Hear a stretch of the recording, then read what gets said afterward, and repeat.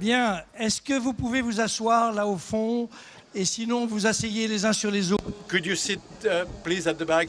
We're too crowded, so could you please sit down? Thank you. Thank you.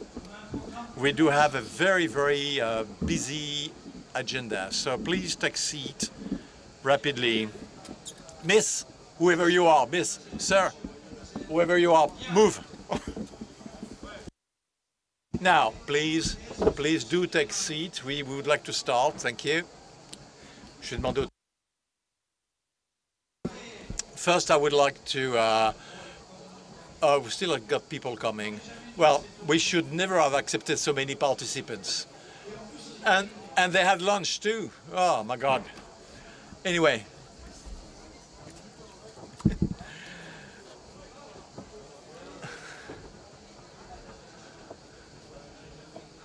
Those are the latecomers. They will be punished severely.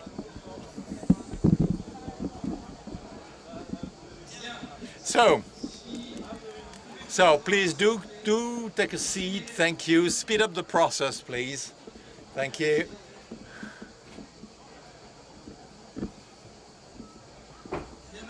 So, miss, please, yes. Yeah, it's a chair. It's a chair, yeah. Usually you use it to sit on it. That's the custom here. Too many people, too crowded. It's a mess. So, please, I would like first and foremost to tell you that two words, and I'm sure you will be touched. What great joy to meet again after the last few years, complicated, where we could not really organize the Rencontres d'Aix, even though, you know, this is the 22nd meeting. I was reminding our guest of honor, Christine Lagarde, that she attended 21 sessions, not 22, 21 sessions. So congratulations, Madame Lagarde.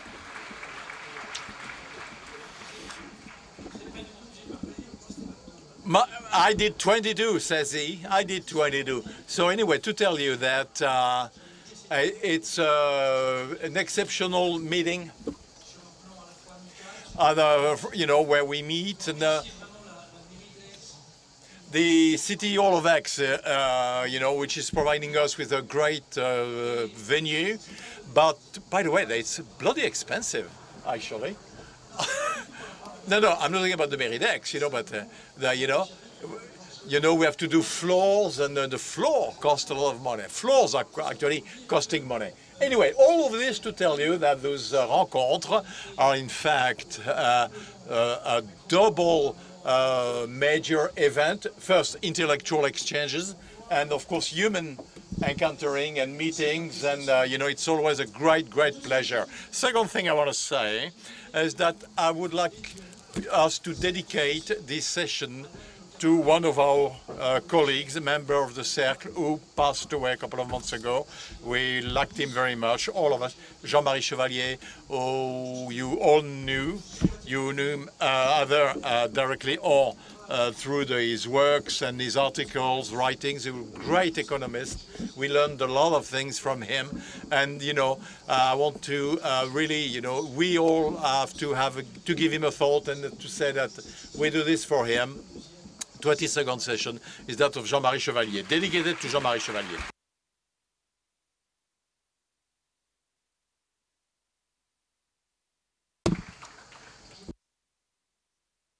So those are amazing meetings, because rencontres for several reasons.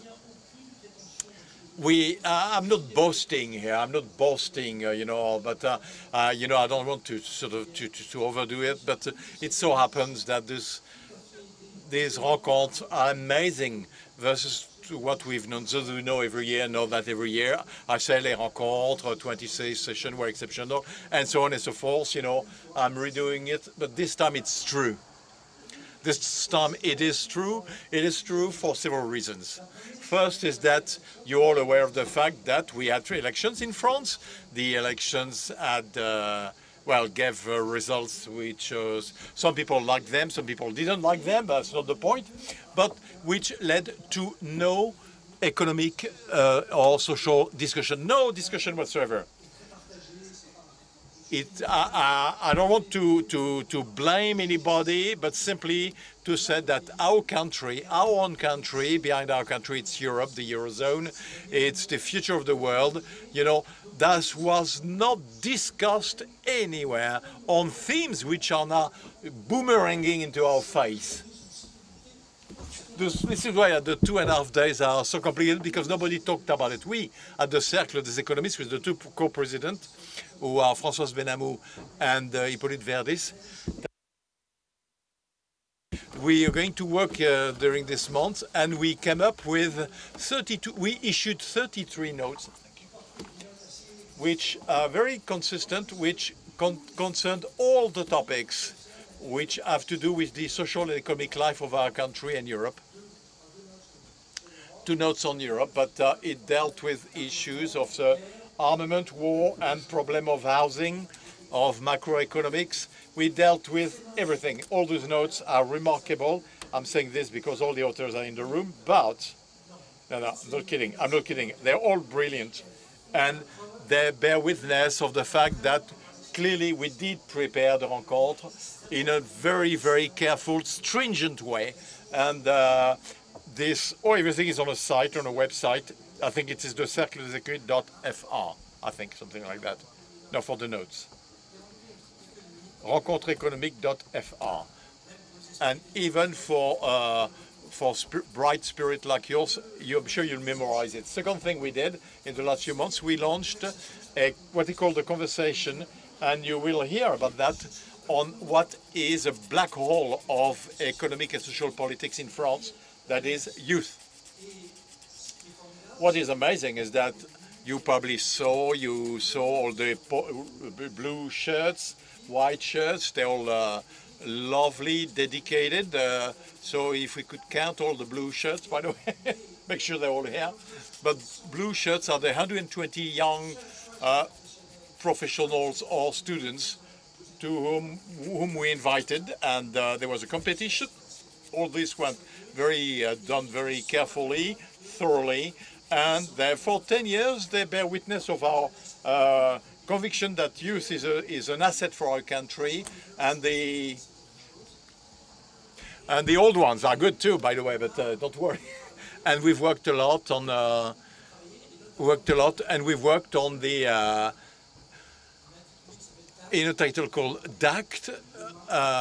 It's called DACT, and which made it possible to have this conversation with more than 10,000 of young people, not as sort of a simple questions, Q&A, but clearly we had a dialogue with those young people, and we got a better understanding of what was going on. So we did a good preparation. Third dimension, why is it exceptional? Because I have to tell you how the selection of the topic, 6 months ago we were, this year we're out of COVID, that's it, life is back, let's have fun, whatever. And but the program team, plus the two co-presidents, François and Hippolyte, plus myself, plus all the program team with Marion, well, decided to be optimistic, and we selected the title which to succeed with transformation of the world. You can turn it in all directions, you can do it with it, do what you want to with it, but it's optimistic. It is basically optimistic. So we had a feeling that we were going to think the world of after, those formula expressions, the world evolves at a slower pace that we imagine. But in the communists, we all remembered one thing.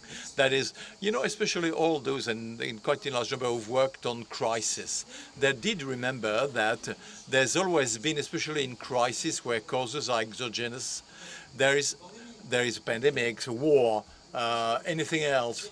The last major crisis of such kind was the potato crisis in 1748, which actually made the 2 million Irish flee from their country. So, it's always difficult to pull out of a crisis. Why?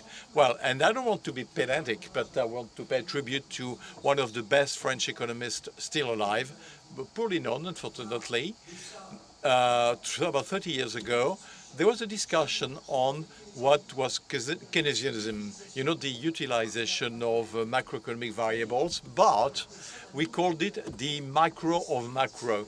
We tried to basically use macro by merging it with the functioning of hundreds of markets that could exist. So that was developed by two persons. Now, Clower and Léon Fuld, but it was invented by a young, at the time, young French economist called Jean-Pascal Benassi, who, in my opinion, is the best French economist alive, who invented this concept. So what was it all about? When you got hundreds of markets and that you are in a period, you're undergoing a situation where, in fact, you're pulling out of a crisis. Markets are unbalanced because they're not get balanced at the same speed. Well, you know, no semiconductors and so on and so forth.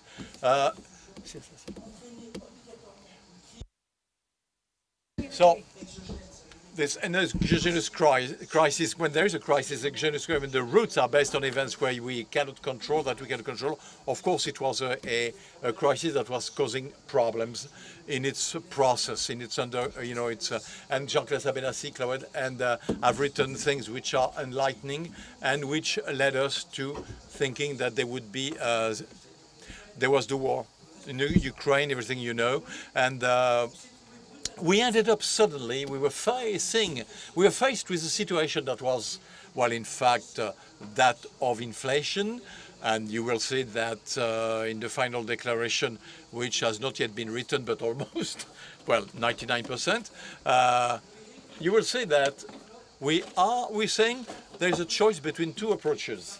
The French government approach, which considers that the price increase will not last, and therefore we can again put more money in, we can pump money in, you know, continue, you know, whatever the cost process, or position which are more, you know, that of central bankers who are quite respectable, of course, and who say, no, we have to break the inflation now.